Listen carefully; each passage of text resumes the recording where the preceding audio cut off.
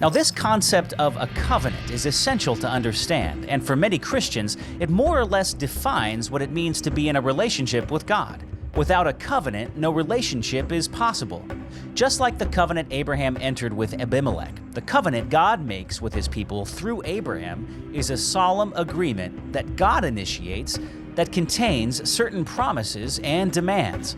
But the most interesting thing about God's covenant with Abraham occurs in Genesis 15, where God asks Abraham to separate several animals into pieces.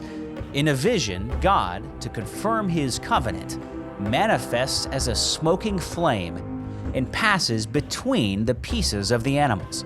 Normally, both parties in a covenant would pass between the animals. This time, only God does. This covenant would not fail because it depended on God alone. It would never be broken. Covenants can be found successively throughout the Old Testament.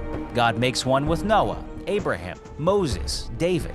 Then eventually the prophet Jeremiah pointed toward a new covenant in the future. Christians believe Jesus, whose own blood is, in his words, the blood of the new covenant, to be greater than Abraham, greater than Moses, who makes a better covenant, one that is available to all people, Jews and Gentiles.